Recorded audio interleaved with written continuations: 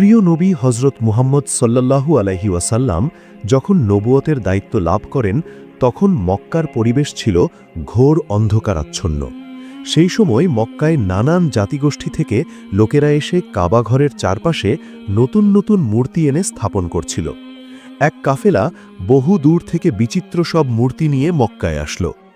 এই দৃশ্য দেখে আবু সুফিয়ান এবং উমাইয়া ইবনে খালফ অত্যন্ত উৎফুল্ল হয়ে উঠলেন।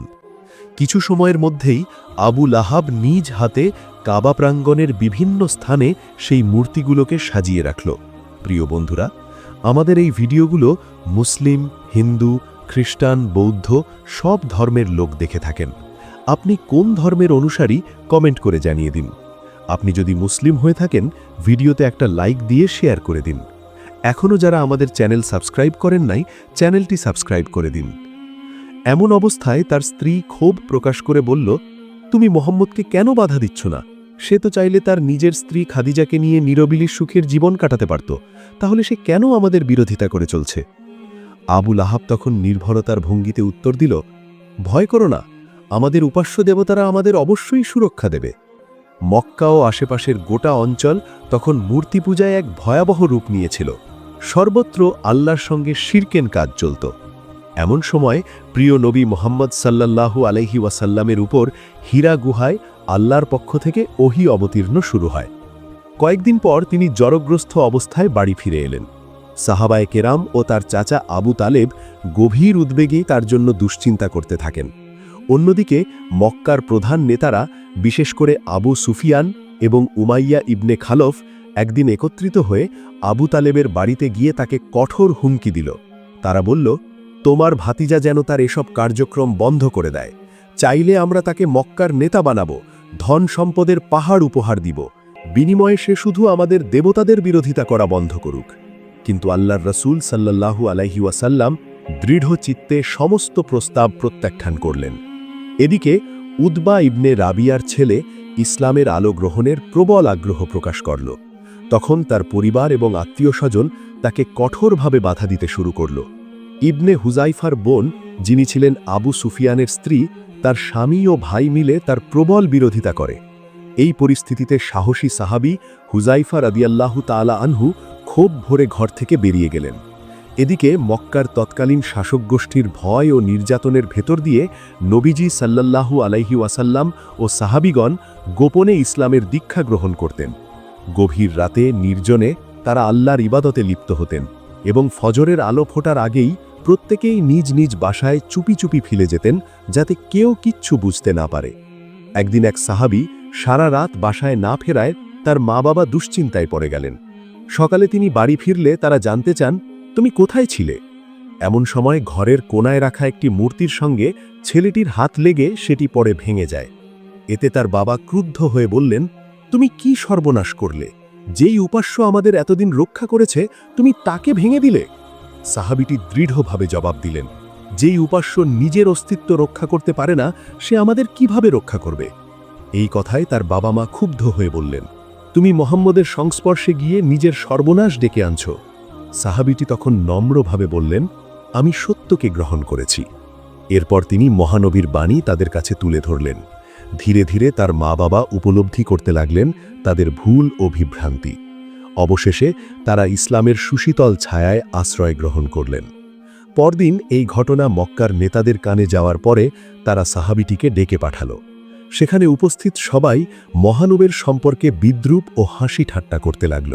উমাইয়া ইবনে খালাফ তখন তার দাস বেলাল রাদিয়াল্লাহু তাআলা আনহুকে আদেশ দিলেন, তুমি এই লোকটিকে এমনভাবে শাস্তি দাও যাতে সে মুহাম্মদের কথা বলা ছেড়ে দেয়। কিন্তু বেলাল রাদিয়াল্লাহু তাআলা আনহু ঈমানের দৃঢ়তায় বললেন, আমি এই অন্যায় করতে পারব না। মুহাম্মদ সাল্লাল্লাহু আলাইহি ওয়াসাল্লামের বাণী সত্য। উমাইয়া তখন বেলালকে মরুভূমির উত্তপ্ত বালুর মধ্যে ফেলে অমানবিক নির্যাতন চালাতে থাকে। ঠিক সেই সময় রসুলের পালক পুত্র হযরত যায়েদ রাদিয়াল্লাহু তাআলা আনহু সেখানে এসে বললেন, আবু বকর রাদিয়াল্লাহু তাআলা আনহু এই গোলামের বিনিময়ে 200 দিনার দিতে প্রস্তুত। উমাইয়া তখন টাকা দেখে রাজি হয়ে হযরত বেলালকে মুক্ত করে দেয়। এদিকে নবীজি সাল্লাল্লাহু আলাইহি ওয়াসাল্লামের উপর ধারাবাহিকভাবে ওহী অবতীর্ণ হচ্ছিল। আল্লাহর নির্দেশে সাহাবীরা একত্রিত হয়ে ইসলাম প্রচারের জন্য মক্কার অলিতে গলিতে ছড়িয়ে পড়ল। অবশেষে একদিন তারা দলবদ্ধভাবে কাবা শরীফের দিকে এগিয়ে যেতে শুরু করল। মক্কার কাফেররা তাদের উপর নানাভাবে অত্যাচার চালালেও সাহাবীগণ তাদের ঈমান ও সাহস অটুট রাখলেন। বহু বাধা পেরিয়ে তারা কাবা শরীফের চত্বরে পৌঁছালেন। রাতের দিকে আবু সুফিয়ান ও তার স্ত্রী নিজেদের মধ্যে আলোচনা করছিলেন। তার স্ত্রী বললেন, তুমি খেয়াল করো, যে লোকটার লেখাপড়া নাই তার মুখে এত গভীর ও সত্যময় কথা কিভাবে আসে? উত্তরে আবু সুফিয়ান বললেন, এভাবে চলতে থাকলে তার অনুসারীরা সংখ্যায় বেড়েই যাবে। আমাদের কিছু একটা করতেই হবে। প্রথমে ওর দরিদ্র ও দুর্বল অনুসারীদেরকে নির্যাতনের মাধ্যমে দমন করতে হবে, যেন তারা ইসলাম ছেড়ে দিতে বাধ্য হয়। তাদের ষড়যন্ত্রের শুরু এখান থেকেই হল। পরের দিন থেকে আবু সুফিয়ান, আবু জাহেল, উমাইয়া ইবনে খালাফ সহ মক্কার বিভিন্ন গোত্র প্রধানেরা একত্রিত হয়ে এই ষড়যন্ত্র শুরু করল। এক পর্যায়ে নির্মম অত্যাচারের শিকার হন মহান আল্লাহর রসুলের সাহাবিয়া হজরত সুমাইয়া রাদিয়াল্লাহু তাআলা আনহা। নিষ্ঠুর আবু জাহেল তাকে নির্মমভাবে আঘাত করে শহীদ করল। ইসলামের ইতিহাসে তিনিই প্রথম নারী শহীদ ছিলেন। এই মর্মান্তিক ঘটনার পর নবীজির পালক পুত্র হজরত জায়েদ রাদিয়াল্লাহু তাআলা আনহু, হজরত হামজা রাদিয়াল্লাহু তাআলা আনহু ও হজরত আব্বাস রাদিয়াল্লাহু তাআলা আনহু অত্যাচারিত মুসলিমদের দেখে গভীরভাবে দুঃখ বোধ করলেন। জায়েদ রাদিয়াল্লাহু তাআলা আনহু পরামর্শ দিলেন, তোমরা হাবসার উদ্দেশ্যে হিজরত করো, কারণ সেখানকার শাসক নাজ্জাশী ন্যায়পরায়ণ এবং আল্লাভীরু। সেখানে তোমরা নিরাপদ থাকবে। অতঃপর সাহাবীরা দলে দলে হিজরত শুরু করলেন। এই খবর পেয়ে আবু সুফিয়ান দুশ্চিন্তাগ্রস্ত হয়ে পড়লেন, কেননা মক্কার বাহিরে তার এসব কর্মকাণ্ডের কথা কেউ জানতে পারলে তার ব্যবসা বাণিজ্যে অনেক ক্ষতি হতো। তাই নিজের ব্যবসা ও প্রভাব প্রতিপত্তির কথা ভেবে সেখানে মুসলিমদের গতিবিধি সম্পর্কে জানার উদ্দেশ্যে হাবসার দিকে একজন গুপ্তচর পাঠালেন। এদিকে হাবসায় পৌঁছে মুসলিম সাহাবীদের অবস্থা জানতে গেলে নাজ্জাশীর দরবারে এক অনন্য ঘটনা ঘটে। বাদশাহ নাজ্জাশী যখন তার দরবারে প্রবেশ করলেন, তখন সকল প্রজারা মাথা নত করল। কেবল মুসলিম সাহাবীরা দাঁড়িয়ে থাকলেন। বাদশাহ জিজ্ঞেস করলেন, তোমরা কেন মাথা নোয়াওনি? সাহাবীরা বললেন, আমরা এক আল্লাহ ছাড়া কাউকে সিজদা করি না। আমাদের নবী আমাদের এই শিক্ষা দিয়েছেন। তখন বাদশাহ তাদের বিশ্বাস জানতে চাইলেন। তখন হজরত আব্বাস নবীজির অনেকগুলো বাণী তুলে ধরলেন। বাণীগুলো শুনে বাদশাহ আবেগাপ্লুত হয়ে জানালেন, এই বাণীগুলো তো সেই বাণী যার কথা তাদের নবী হজরত ঈসা আলাইহিস সালাম বলে গিয়েছেন। বাদশাহ তখন উপলব্ধি করলেন যে নবী মোহাম্মদ একজন সত্য নবী। তখন তিনি স্পষ্টভাবে জানিয়ে দিলেন, কোনো মূল্যের বিনিময়ে মুসলিমদের কাউকে ফিরিয়ে দেওয়া হবে না। ফলে সেই গুপ্তচর হতাশ হয়ে মক্কার দিকে ফিরে গেল এবং এই খবর আবু সুফিয়ানকে জানালো। আবু সুফিয়ান তখন ক্রোধে ফেটে পড়ল, কিন্তু তখন আর তার কিছু করার ক্ষমতা ছিল না। এরপর থেকেই মুহাম্মদ সাল্লাল্লাহু আলাইহি ওয়াসাল্লামের অনুসারীদের উপর শুরু হয় ভয়ানক অত্যাচার। আবু সুফিয়ান ঘোষণা করল, কেউ যেন মুসলিমদের আশ্রয় বা সাহায্য না করে। যদি কেউ তাদেরকে সাহায্য করে তাহলে তাকেও কঠিন শাস্তি পেতে হবে।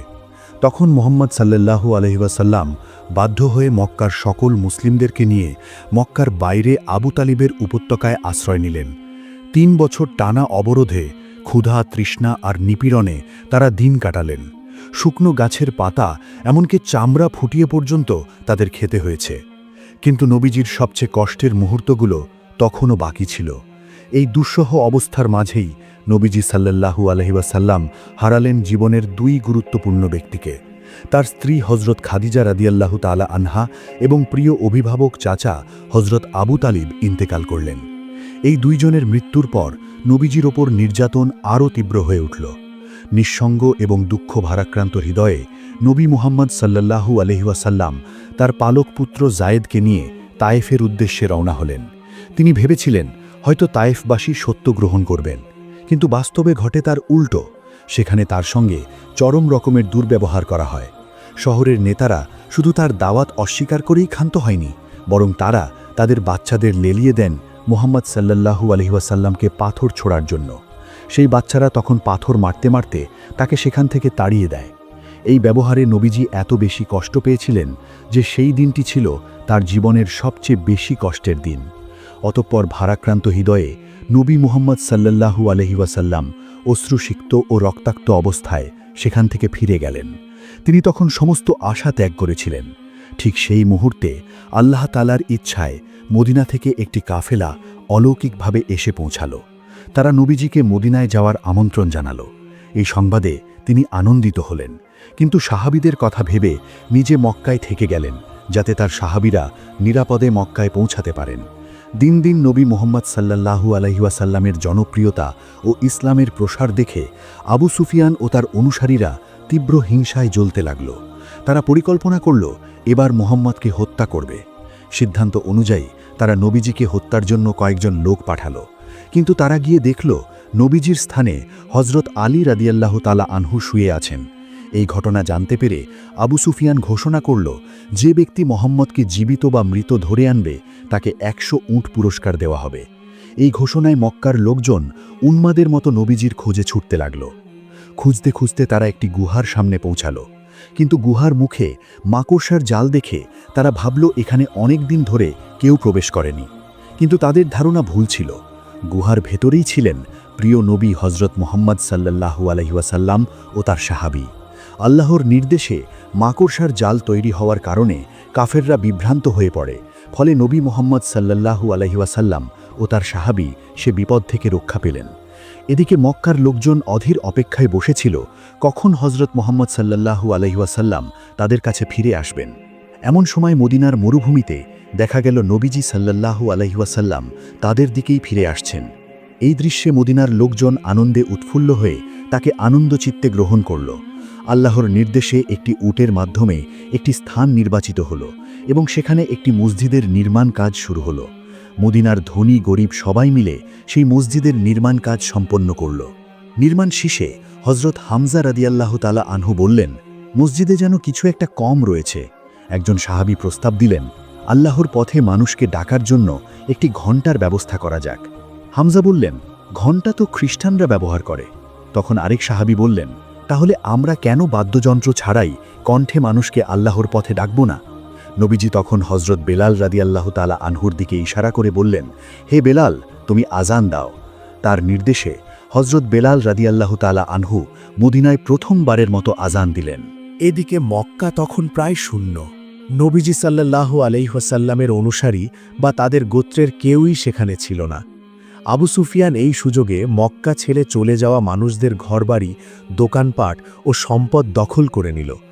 তার লোকজন মদিনায় গিয়ে সাহাবীদের উস্কানি দিয়ে বলল, মক্কায় তোমাদের সব সম্পদ লুট হয়ে গেছে, এখন তোমাদের যুদ্ধ করা উচিত।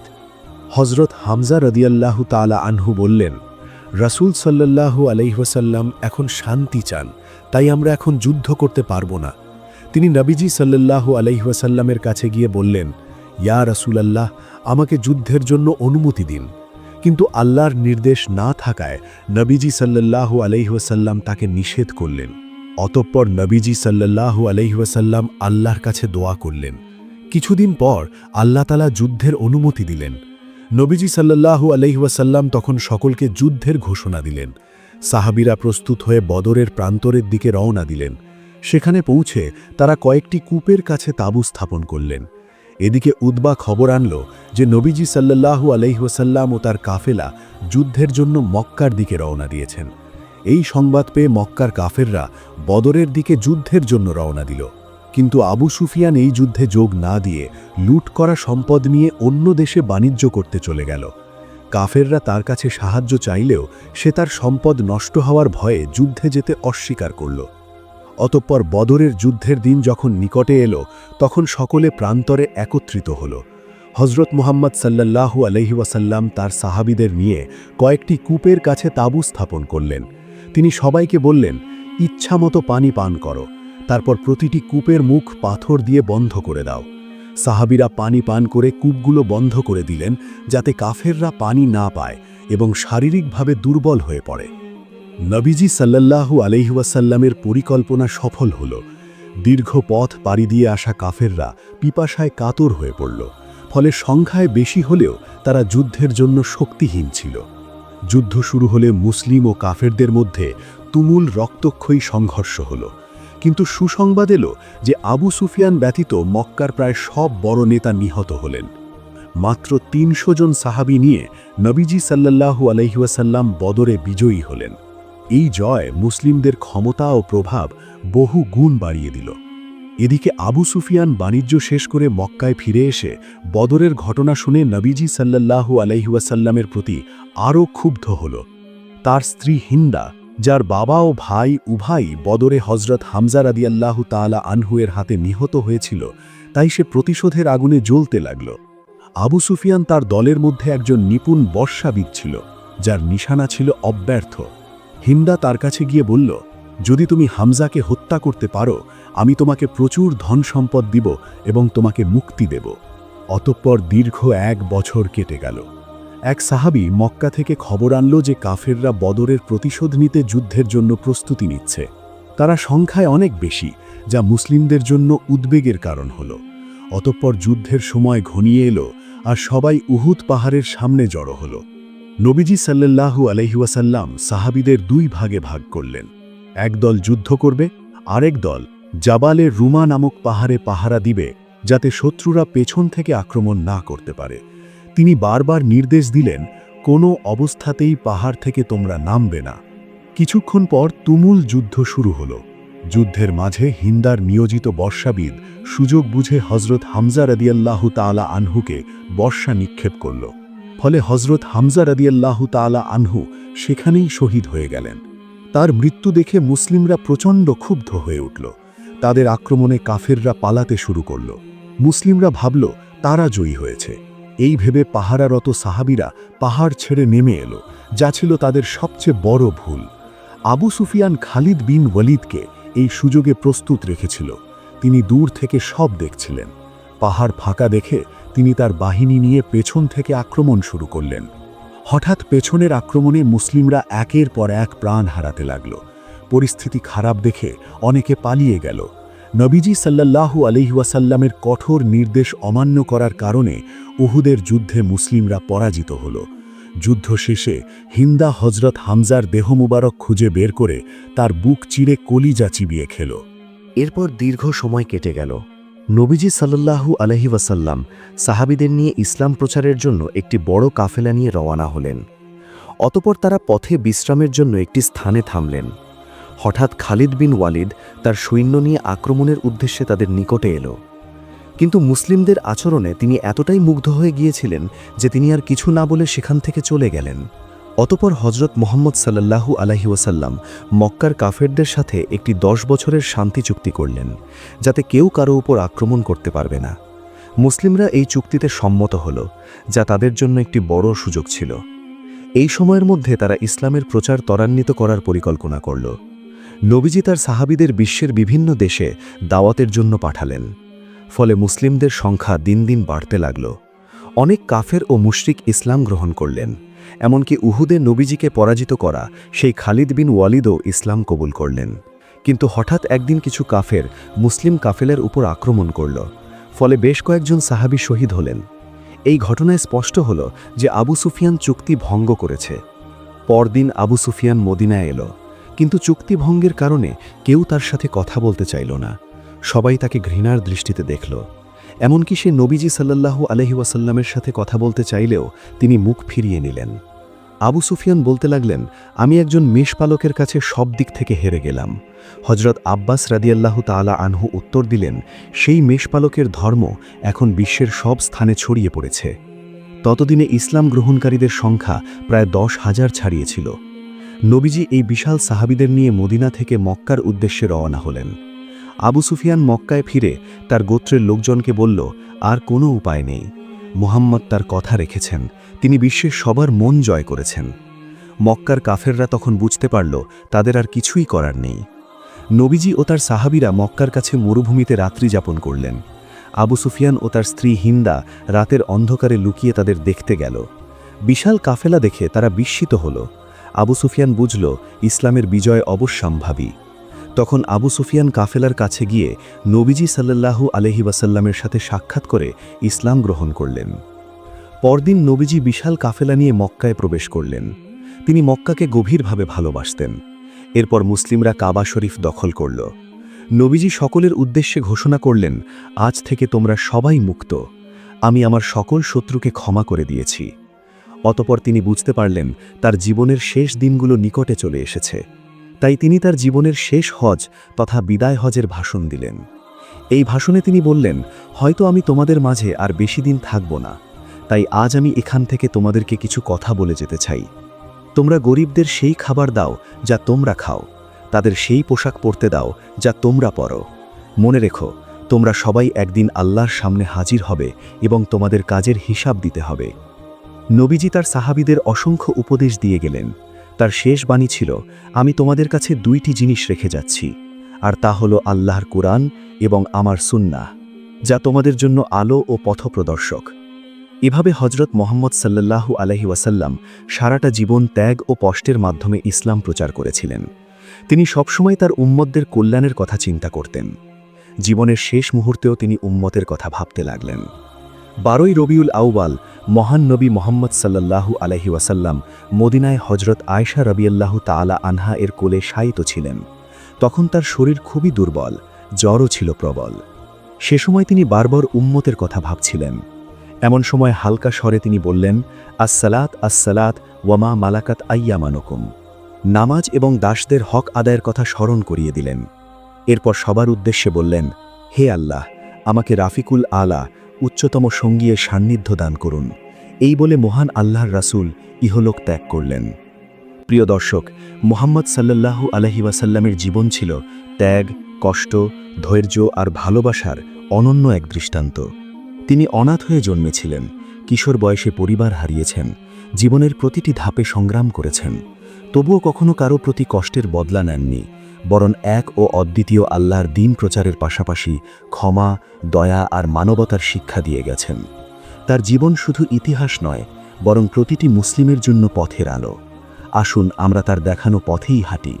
তার শিক্ষা ও আদর্শকে অন্তরে ধারণ করে এই দুনিয়া এবং আখেরাতে সফল হওয়ার চেষ্টা করি। আল্লাহ তাআলা আমাদের সবাইকে সেই তৌফিক দান করুন। আমিন।